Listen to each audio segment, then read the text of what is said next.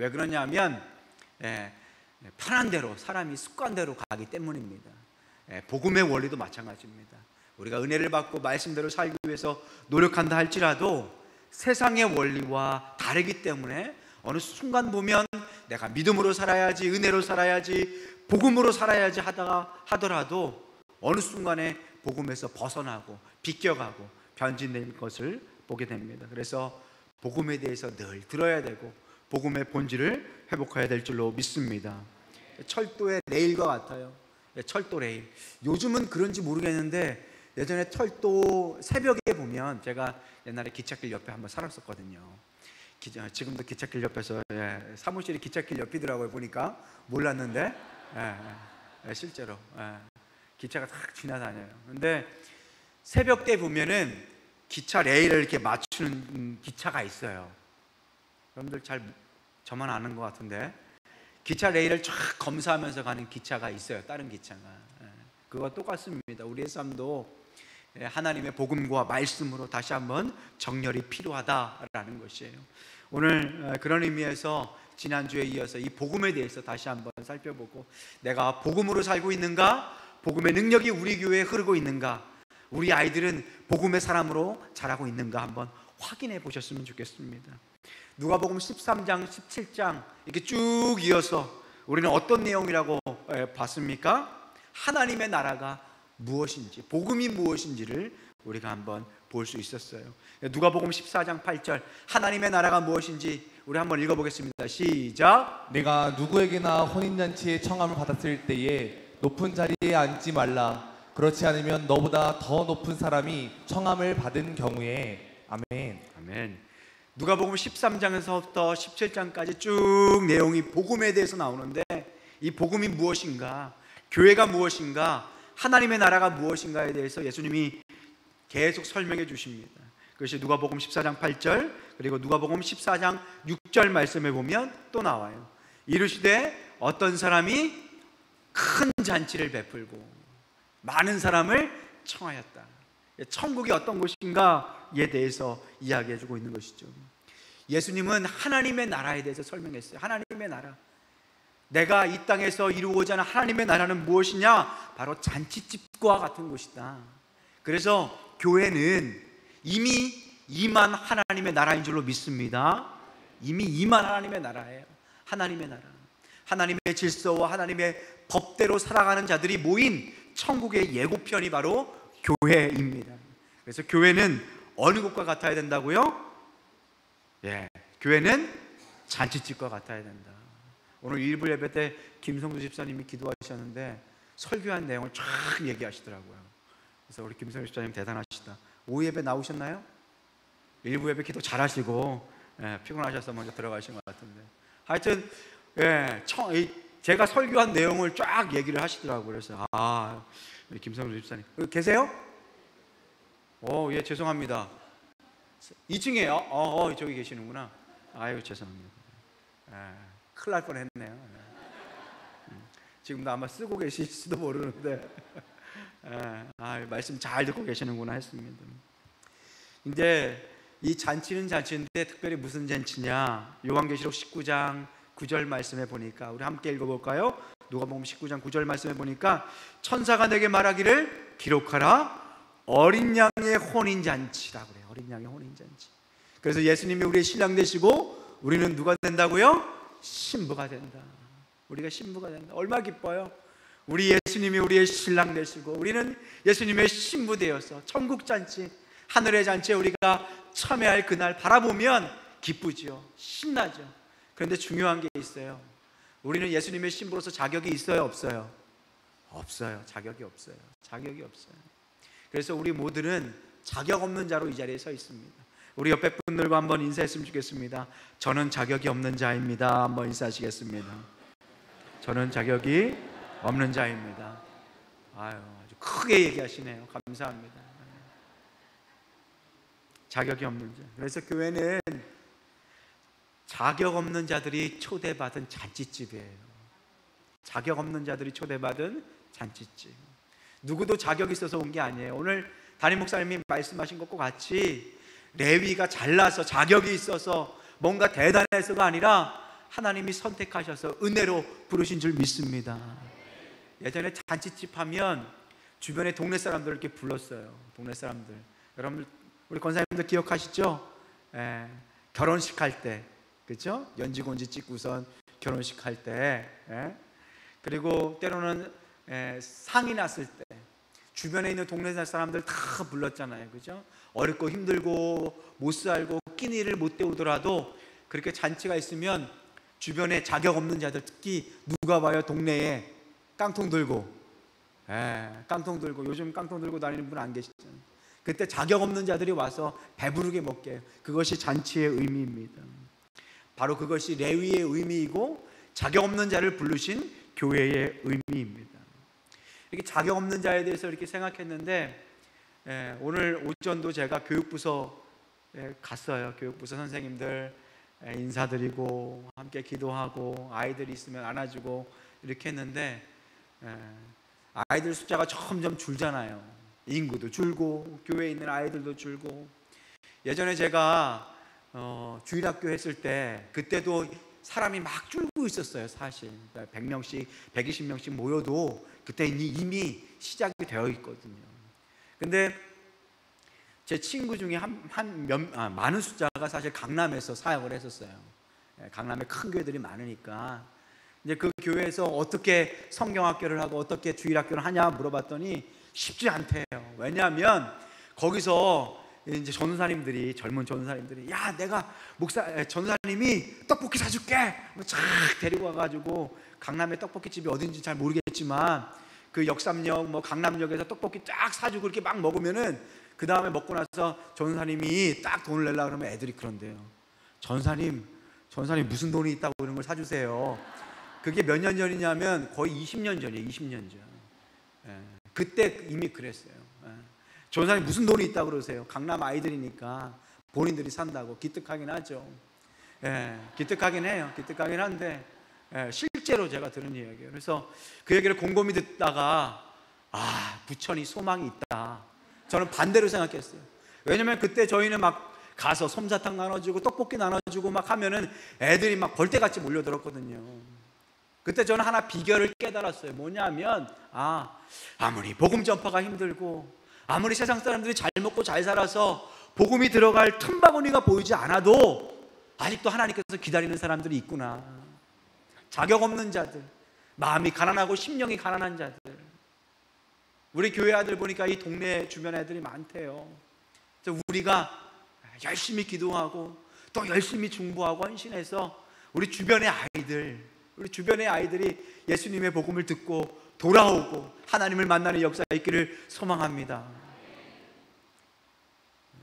제가 옥길에 살고 있어요. 옥길에 보니까 많이 달라졌더라고요. 예전에는 좀 북한 같고 저쪽 동네까지는 아직 여기 리치모아까지는 남한인데 거기 딱 넘어가면은 북한이 딱 펼쳐졌었잖아요.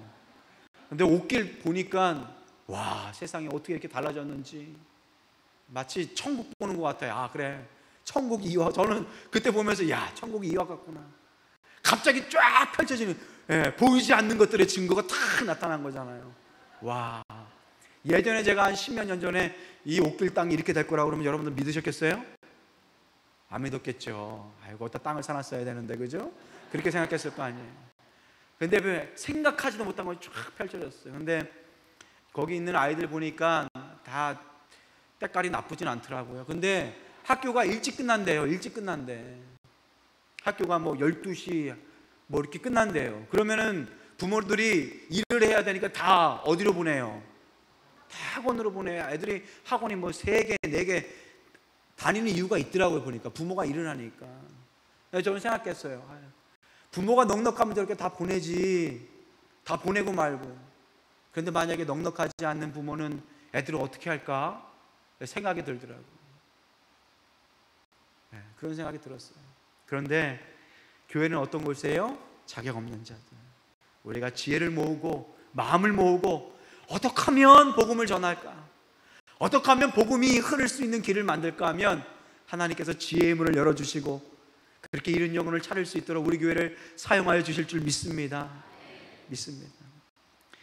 오늘 보면 자격 있는 자가 나와요. 우리는 모두 자격 없는 자로 이렇게 서 있는데 자격 있는 자, 스스로 자격 있는 자가 나옵니다. 누가복음 15장 25절 말씀이에요. 우리 함께 읽겠습니다. 시작. 마다들은 밭에 있다가 돌아와 집에 가까이 왔을 때에 풍악과 춤추는 소리를 듣고 나의 잃은 양을 찾아내었노라 하리라. 아멘. 네.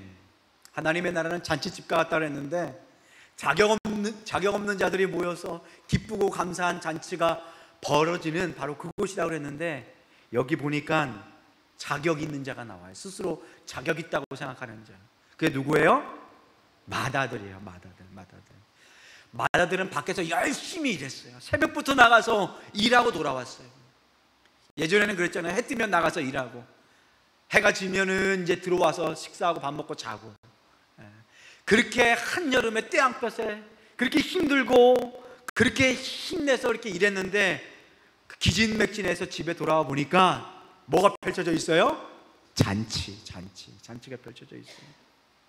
새벽부터 해가 질 때까지 떼약볕에서 기진할 만큼 힘을 다해서 일하고 돌아왔는데 저 멀리서 어디 풍악 소리가 들려요. 이게 무슨 일인가 하고 가까이 왔더니 점점 가까워했더니 자기 집에서 나는 소리예요.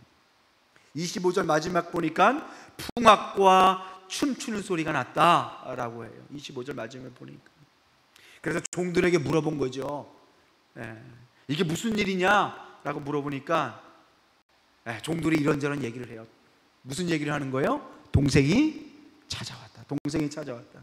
근데 별로 기분이 좋지 않아요. 여러분들도 아마 그런 일이 있을 수 있어요. 그죠?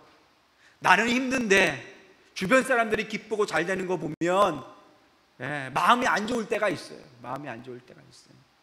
남들이 뭐 좋은 얘기, 아들, 딸 자랑 이렇게 하고 그러면 심자가 꼬일 때가 있죠. 내가 힘들고 어려우면 꼬일 때가 있어요.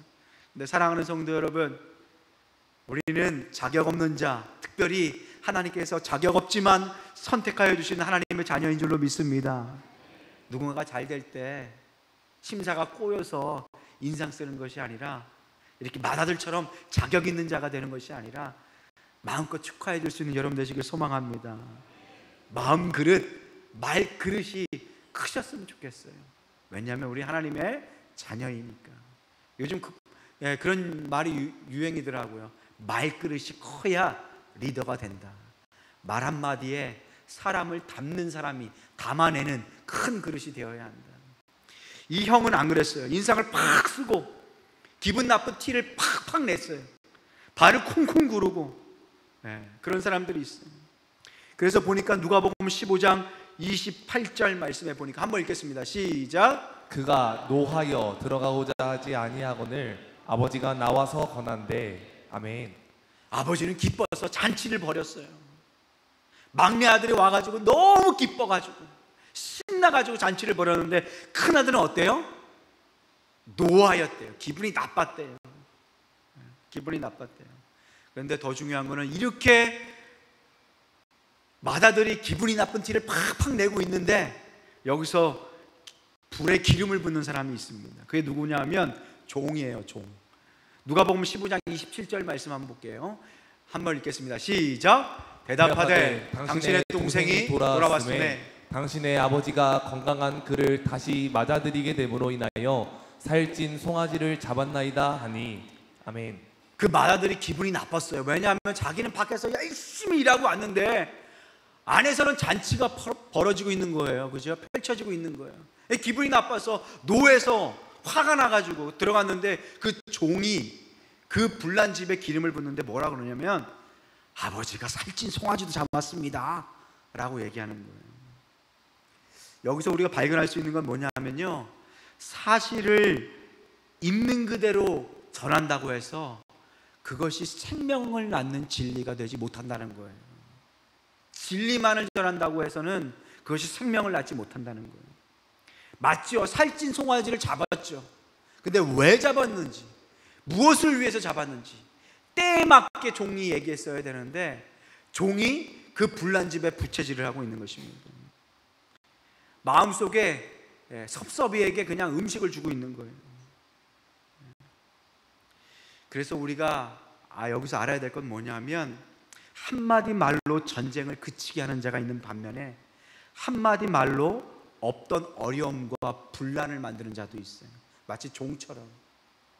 그 종이 와서 전후 사정을 좀 얘기하면서 당신의 동생이 얼마나 힘들고 어렵게 밖에 떠돌아다니다가 이제 막 돌아왔다라고 설명을 해주면 좋은데 앞뒤 다 자르고 뭐만 얘기해요? 소잡은 얘기만 하니까 기분이 좋아요, 나빠요? 나쁜 거예요. 사실이 중요한 게 아니에요. 앞뒤를 보고 지혜롭게 얘기할 수 있어야 합니다. 바로 그런 사람이 누구예요?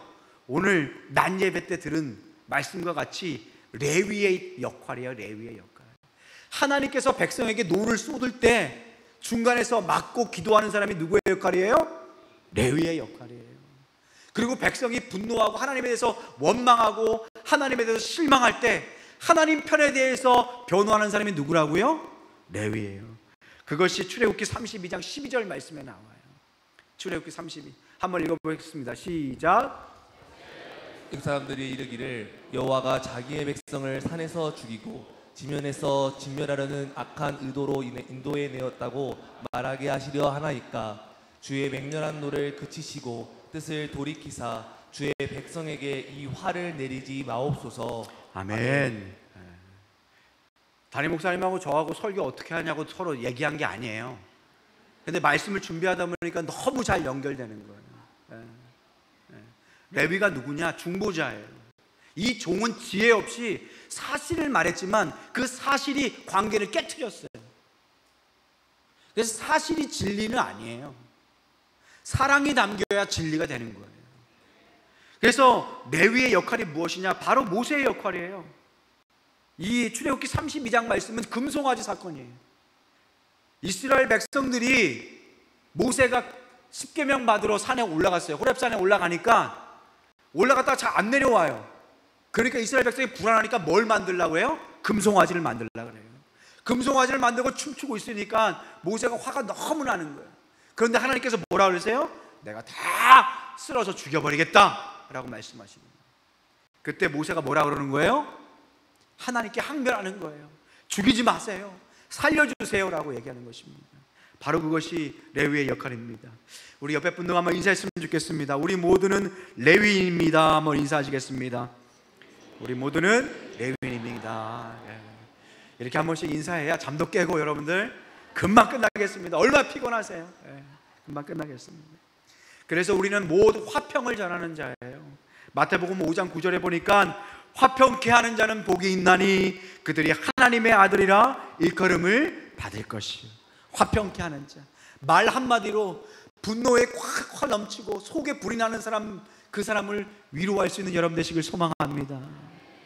관계가 틀어져서 아유 나 이제 그건 이제 안 볼 거야 라고 얘기할지라도 가서 찾아가 주시고 화평으로 얘기해 주실 때 맡긴 담을 허무는 여러분들의 복된 삶 되시기를 소망합니다. 제일 중요한 게 있어요.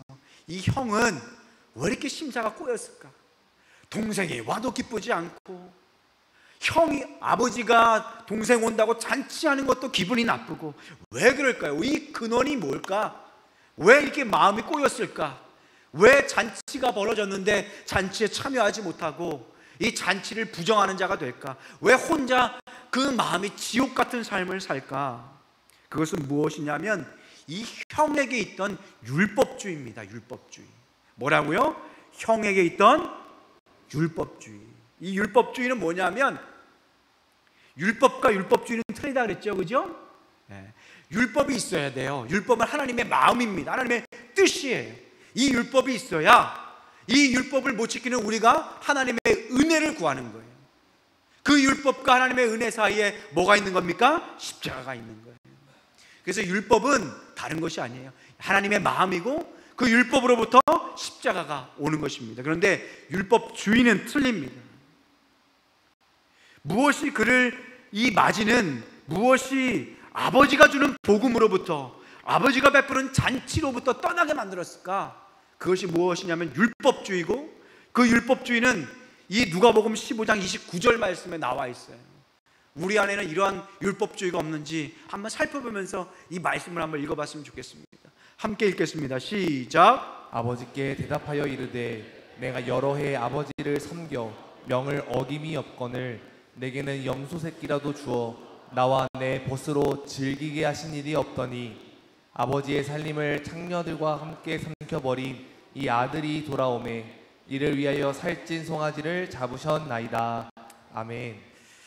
율법주의가 뭐냐면 이 아들의 고백에서 다 나와요. 여러분들 한번 여러분 스스로를 한번 살펴봤으면 좋겠어요. 저도 이 말씀을 보면서 많이 회개를 했는데 이 아들의 고백 중에 첫 번째 뭐가 나오냐 한번 다시 한번 띄워주세요. 29절에 보면 내가 여러 해 아버지를 섬겨 명을 어금이 없었거늘. 내가 아버지를 여러 해 섬겼대요. 그리고 그 말씀을 다 지켰대요. 이것이 율법주의 첫 번째 뭐냐면 자신의 공로의식입니다. 자기가 몇 년 섬긴지 알아요? 몰라요? 알아요. 내가 몇 년 동안 하나님을 섬겼는지 아버지를 섬겼는지 자기가 횟수를 세면서 다 기억해요. 그리고 자기가 그 말 한마디 어김없이 지켰다라는 것을 어떻게 하는 거예요? 자기 입으로 얘기하는 거예요. 자기 입으로. 그건 뭡니까? 자신의 공로의식을 이야기하는 거예요.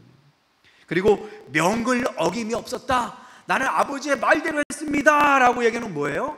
자기의 의로움을 나타내는 거예요. 의로움. 자격 없는 자가 아니라 자격 있는 자로 쓰는 거예요. 내가 이렇게 아버지를 섬겼습니다. 아버지 그걸 알고 계시나요? 라고 묻는 겁니다. 그 다음에 뭐라고 나와요? 염소 새끼라도 주어서 나와 내 벗으로 즐기게 하신 일이 없더니. 즐기게 하신 일이 없더니. 이게 뭐냐면 하나님을 섬기되 뭐가 없었다는 거예요? 즐거움이 없었다는 거예요. 즐거움이 없이 하나님의 나라를 섬기는 것은 율법주의입니다. 율법주의예요. 내가 이렇게 섬겨야 하나님이 복 주시고 내가 이렇게 섬겨야 우리 아이들이 자라고, 이거는 하나님하고 기브 앤 테이크를 하는 거예요. 이것이 바로 율법주의다라는 거예요. 그 다음에 마지막에 보니까 이 아들이 돌아오네. 동생이 돌아온 건 복음이고 기쁨이거든요. 그런데 한 영혼이 구원받고 돌아오는데 뭐예요?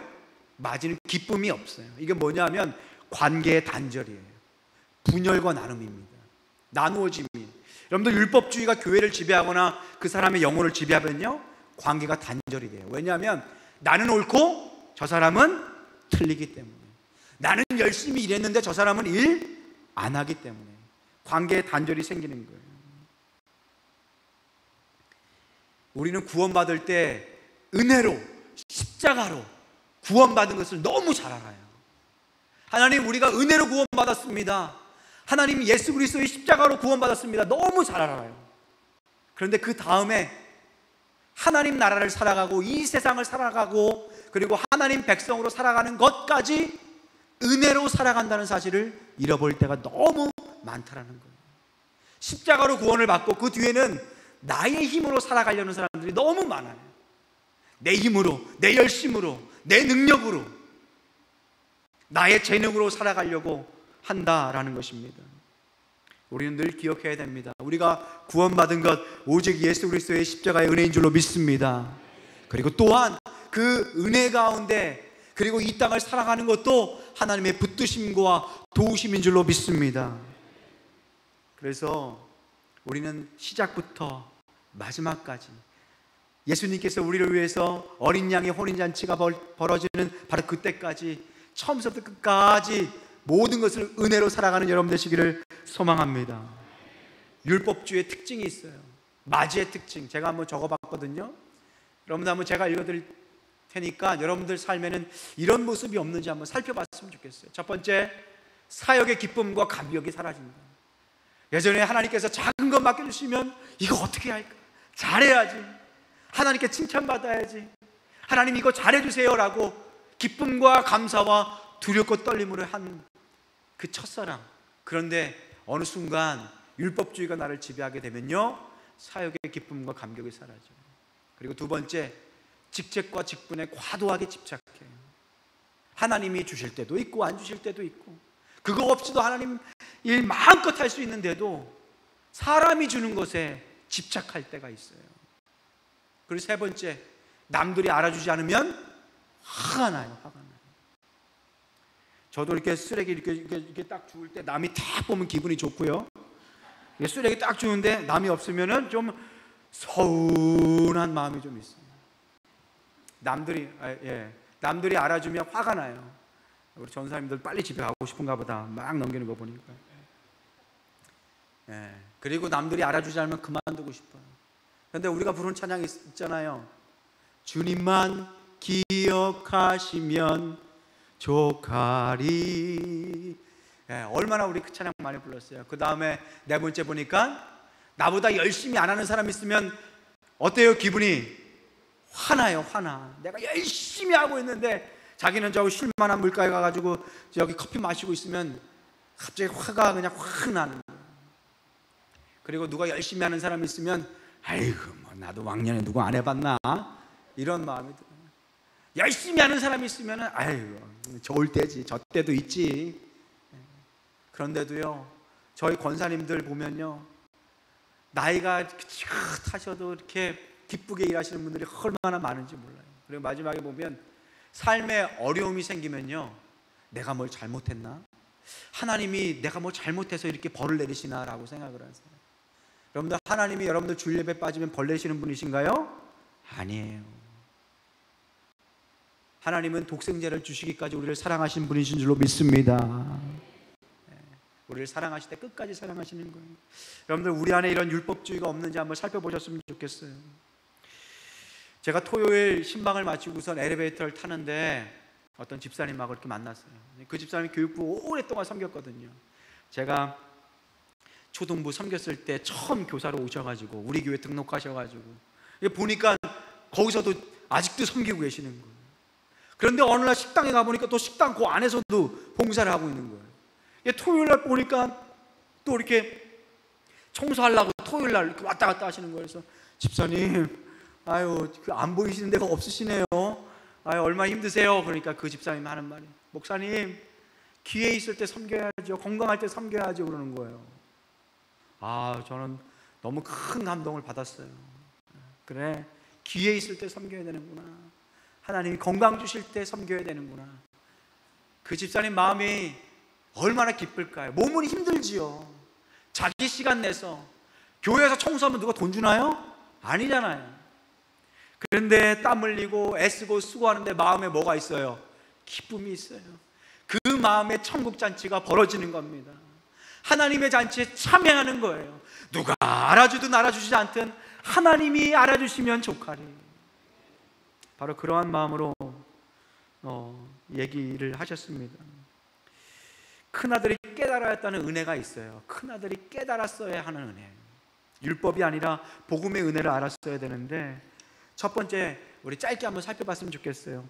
은혜로 살아가는 비결, 큰아들이 깨달았어야 하는 그 은혜의 비결을 한번 봤으면 좋겠어요. 첫 번째, 여러분들 은혜로 살기 위해서는 질문이 있어야 됩니다. 한번 따라해 보겠습니다. 저 한번 읽어볼게요. 시작. 내 안에 계신 예수님과 동행하는가? 한번 물어야 돼요. 내가 예수님과 동행하는가? 누가복음 15장 31절 말씀이에요. 간단해요. 한번 읽겠습니다. 시작. 아버지가 이르되 예, 너는 항상 나와 함께 있으니 내 것이 다 내 것이로되. 아멘. 큰아들이 몰랐던 게 뭐예요? 집 나간 자식, 집 나간 동생 와서 잔치 벌어준다고 해서 삐지는 게 아니라 나는 계속 누구랑 같이 있었어요? 아버지랑 같이 있었어요. 이걸 잃어버렸어요. 아버지랑 같이 동행하는 기쁨을 잃어버리니 율법주의가 된 거예요. 하나님과 동행하고 하나님께서 구원하시는 그 기쁨을 아는 자는 하나님을 일을 할 때 기쁘지요. 감사하지요. 그런데 하나님과 동행함을 잃어버리면, 하나님과 함께함의 그 기쁨을 잃어버리면 교회 일이 율법이 되고 짐이 되는 것입니다. 그래서 아버지가 얘기하는 거잖아요. 얘야, 너 잊었니? 너는 항상 나와 함께 있었잖아. 그것이 행복인데 그것을 잃어버렸니? 라고 이야기하는 거예요. 저는 이 말씀을 보면서 찬양이 하나만 떠올렸어요. 주 예수보다도 귀한 것은 없네. 여러분들, 이 세상에서 가장 귀한 것이 무엇입니까? 무엇이 가장 값집니까? 우리 예수님과 동행하는 것이 가장 값지고 귀한 줄로 믿습니다. 세상 즐거움 다 버리고 세상 자랑 다 버렸네. 주 예수보다도 귀한 것은 없네 예수 밖에는 없네. 집 나간 막내 동생은 잃어버렸을지라도 나는 아버지와 함께 있어서 행복했는데 그것을 잃어버리니 마음에 기쁨이 없고 막내 동생 돌아왔다고 잔치 벌이는 아버지가 미운 것입니다. 바라옵기는 우리 승현교회 성도님 모두는 하나님과 동행하는 기쁨을 회복할 수 있기를 소망합니다. 그리고 마지막 두 번째, 원래 세 번째까지인데 두 번째만 할게요. 여러분들 너무 피곤하시니까. 두 번째는 뭐냐면 아버지 것이 다 내 것이다라는 것이에요. 우리 한번 읽어보겠습니다. 시작. 아버지 것이 다 내 것이다. 아버지 것이 다 내 것이다. 하나님께서 주시는 영적인 생명을 누리고 있느냐라는 거예요. 동생이 와서 잔치를 벌이니까 돈이 아까운 거예요. 마음이 서운한 겁니다. 그런데 누가복음 15장 31절 말씀에 보니까 뭐라고 그러세요? 한번 읽어보겠습니다. 아버지가 이르되 너는 항상 나와 함께 있으니 내 것이 다 내 것이로되. 이것이 뭐예요? 내가 너를 위하여 피 흘리기까지 사랑한다. 내가 너를 위해서 부족함 없이 채워줄 것이다. 율법이 아니라 복음을 위해서 살아라. 기쁨 가운데 살아라. 나와 함께 동행함이 행복이다 라는 것을 알려주시는 것입니다. 율법주의에 빠진 사람은요, 은혜의 법칙을 잃어버립니다. 다시요, 율법주의에 빠진 사람들은 은혜의 법칙을 잃어버려요. 은혜의 법칙을 잃어버리면요, 내 노력으로 살아가려고 그래요. 내 노력으로. 내가 열심히 일해야 살 수 있기 때문에, 그렇게 착각했기 때문에 열심히 내 노력만으로 살아갑니다. 그러나 우리는 은혜로 사는 존재입니다. 은혜로 사는 존재는 누구입니까?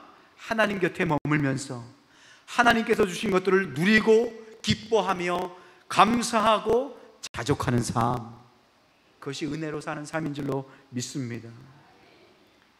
하나님께서 뭐라고 그러세요? 예수님께서 뭐라고 그러세요? 내 것이 다 너의 것이다. 악바리로 율법주의로 살지 말라. 나의 은혜를 기다리며 은혜를 누리면서 살아라. 우리 아이들 수련회 이제 월요일서부터 가요. 고등부 아이들. 월요일서부터 수요일까지 광흥 기도원에서 하고, 수요일서부터 금요일까지 공학대학교, 한국공학대학교에서 해요. 시흥에 있대요. 한 30분 거리인데. 우리 아이들 가능하면 다 수련회 참석했으면 좋겠어요. 여러분들 손주들, 자녀들한테 꼭 수련회 갈 수 있도록 여러분들 많이 애써주시길 소망합니다. 수련회 안 가고 공부해봐야 전문대 갈 아이가 서울대 절대 못 갑니다. 여러분들, 제가 공부해봐서 알아요. 여러분들 공부해봐서 아시죠? 그 시간 아껴서 공부해봐야 좋은 대학 못 갑니다. 그러나 하나님께서 책임져 주시는 인생이 될 때, 하나님의 은혜를 경험하는 인생이 될 때, 하나님과 동행함의 기쁨을 아는 인생이 될 때, 그 인생이 공부도 잘하는 인생이 될 줄로 믿습니다. 공부도 잘하는 인생. 비록 그렇게 열심히 교회 생활을 하더라도 공부만 못할 수도 있어요. 공부만. 근데 공부만 못하는 애들은 소망이 있습니다. 여러분들, 소망이 있어요. 진짜예요. 여러분들 요즘에 생각이 많이 깨이셨죠? 공부 잘해서 성공하는 거 아닌 거 많이 봤잖아요. 저희 세대가 그렇거든요. 속았거든요. 저는 안 속았는데, 사실 저는 목사 되려고 공부 열심히 하고 잘했습니다. 안 믿으시네. 남의 아들 공부 잘했다고 그러니까 기분 나쁘시죠? 근데 저희 세대가 그렇거든요. 공부만 해! 그러면 다 할 수 있어. 대학교 가면 네 마음껏 할 수 있어. 마음껏 하긴 뭘 마음껏 해요. 허리가 휘는데. 우리 아이들 하나님 만나야 될 줄로 믿습니다. 하나님 은혜로 사는 건 내 것이 다 너의 것이로 돼. 제가 10년 전에 그 시애틀로 목회하러 갔잖아요. 시애틀로 목회하러 갔는데 이민 목회가 쉽지는 않습니다. 근데 이제 처자식들 데리고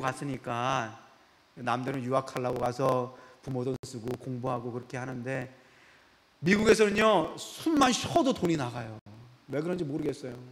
숨만 쉬어도 돈이 나가더라고요. 그러니까 돈 아껴야 되니까 교회에서 주는 돈은 뭐 얼마 안 되고, 그러니까 가서 일을 하잖아요. 일을 하는데 뭐 이것저것 다 했습니다. 그런데 그 미국 집에 피자집에서 일을 했었어요. 잠깐. 이제 피자집이 뭐냐면 설거지하고 그 다음에 이제 피자 딜리버리 하는 거예요. 그러니까 배달하는 거예요. 피자 이렇게 차에다가, 뭐 오토바이는 안 몰았어요. 그렇다고 해서. 미국은 피자맨도, 피자 딜리버리 하는 사람도 자가용으로 이렇게 운전합니다. 이게 타고 가는데 시애틀 이제 하이웨이를 쫙 지나가는데 그 시애틀에 보면 보잉도 있고요, 아마존도 있고요. 본사 아마존, 여러분들 잘 모르실 수도 있는데 아마존 아주 큰 부자 회사예요. 엄청 부자고, 보잉도 있고 마이크로소프트도 있고 아주 큰 회사예요. 근데 그 회사 이렇게 딱 피자 배달하니까 목사가 기가 죽을까요, 안 죽을까요? 아, 우리 목사님은 기 안 죽지 라고 생각하면 감사하지만 기 많이 죽었습니다. 기 많이 죽었어요. 하나님, 제 친구들은 동부에 가서 유학도 하고 강남의 큰 교회 그렇게 인정받으면서 사역도 하고, 청년부 수련회 가는데 몇천 명이 이렇게 가가지고 강사도 하고 그러는데, 하나님, 여기서 저는 피자 배달을 하고 있습니다. 근데 거기가 서부잖아요. 시애틀 서부인데 바다에 보면은 석양이 쫙 피거든요. 얼마나 이쁜지 몰라요. 빨갛게. 근데 저희가 이 말씀이 생각이 났어요. 아, 그렇구나. 세상에 있는 모든 것이 하나님 것인데, 하나님, 저 하나님 아들 맞죠? 저기 있는 마이크로소프트 건물도 하나님 거인데 또 제 거도 맞죠? 저기 있는 저 시애틀 다운타운도 하나님이 뭐 제 거라 그러면 제 거 맞죠? 하나님, 그런 마음으로 살게 해주세요. 그런 마음으로 축복하게 해주세요. 그랬습니다. 내 것이다, 내 것이다. 하나님께서 독생자를 보내시기까지 우리를 사랑한 줄로 믿습니다. 우리 사랑하는 자녀들, 우리 아이들, 우리 모두가 이 하나님의 은혜 가운데 사실 수 있는 여러분 되시기를 소망합니다. 오늘 하나님께서 여러분들에게 이렇게 얘기했어요. 얘들아, 그렇게 율법주의로 아등바등 살지 말라. 내 은혜를 아는 자가 되어라. 은혜를 맛보는 자가 되어라. 내 것이 다 내 것이요. 그래서 우리는 어떻게 고백할 수 있나요? 오늘 이 찬양 너무 제가 은혜가 돼서, 무명이어도 공허하지 않은 것은 예수 안에 난 만족함이라. 가난하여도 부족하지 않는 것은 예수 안에 오직 나는 부요함이라. 그 다음에 뭐라고 고백해요? 난 예수로 충만하네. 난 예수로 충만하네. 난 예수로 충만하네. 영원한 왕 내 안에 살아계시네. 영원한 왕, 천지를 지으신 하나님께서 내 것이다, 너의 것이다. 은혜로 사는 자가 되어라. 내게 부르짖고 간구하여서 너뿐만 아니라 내 자녀도 은혜로 사는 백성이 되어라. 하나님께서 말씀해 주십니다. 오늘 시간 우리 교회는 복음이 회복되길 소망합니다. 그 은혜로 살아가는 여러분 되시길 소망합니다. 한 주간 동안 특별히 주변에 많은 영혼들이 있습니다. 그 영혼들 구원하는 기쁨, 그 영혼들을 살리는 기쁨, 그 영혼들을 위해서 기도하는 그 기쁨 가운데 승리의 소식을 붙들고 다시 한번 레위인의 기쁨을 갖고 이 자리에 모여서 주님을 찬양하는 여러분 되시기를 소망합니다. 오늘 시간 찬양할 텐데 행복, 우리 찬양할 거예요. 여러분들 한 주간 동안 말씀 안에서 행복하시고, 그리고 참된 행복을 붙들고 예수 그리스도의 복음을 전하는 여러분 되셨으면 좋겠습니다. 우리 함께 찬양하겠습니다.